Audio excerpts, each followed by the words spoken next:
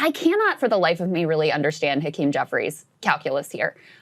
Because while there is such a split in the House Democratic caucus, there is not a split among the Democratic base. There's not. Overwhelmingly, it is now a small minority that want to maintain the status quo with regard to our relationship with Israel. So, what were those internal conversations like, to the extent that you can share some of the details? Because it's just very hard for me to understand why any cynical politician would look at this landscape on the Democratic side at this point and say, I want to stay with this position that has like 15% support among my own voters at this point. Look, people were saying, you're going to cut the Middle East diplomacy program. I said, by definition, that's probably one of the programs that should be cut or something. Hasn't worked. How's it working?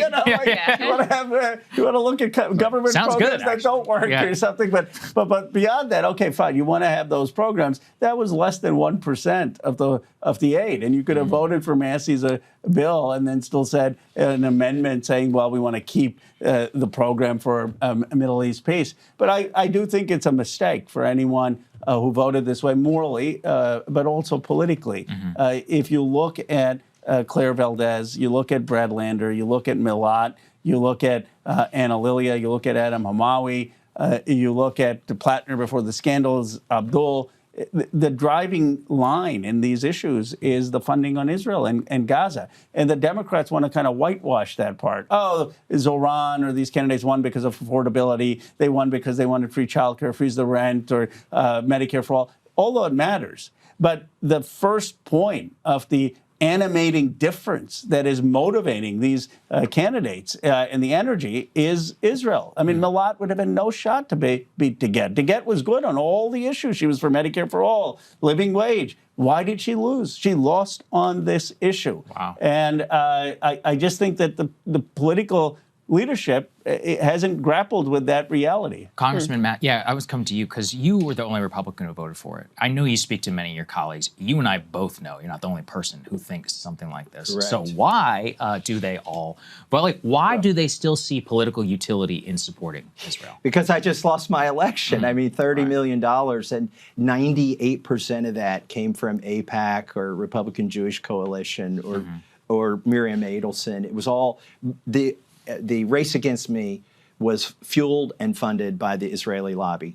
And they made an example out of me, and it worked. I mean, you're getting senators who are changing their positions. You're getting House representatives, folks who are just going underground on the Republican side, not saying anything about it. But the one thing I want to talk about, two things.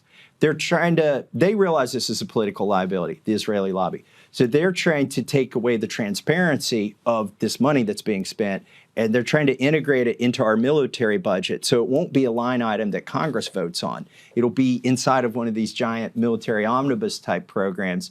And we won't even know, because we'll just, instead of giving them gift certificates for Raytheon and Lockheed Martin, we'll give them the bombs from Raytheon. And they would develop them with us. Right. Almost integrated. Well, that's the second part, is that Section 219 of the NDAA is now, it's very toxic. And I'm trying to get a vote on that to strip that. Section 219 is, I think, what Rose was alluding to, which is integration of our intelligence and military with supply chains, supply lines and technology with Israel. It's a country of 10 million people. Right. Like, it's not even like NATO, where they're at least the third of the size of us, and there might be some reciprocal arrangement that could help in a world war. That's not going to help. With Israel can't help us in a war of a scale where our sovereignty is affected. It's only going to hurt us. Anyways, I'm trying to get an amendment in order to strip 219 from the NDAA. And if I can't get that done, or they don't allow us to have that vote, I think they're jeopardizing the NDAA. That stands for National Defense Authorization Act.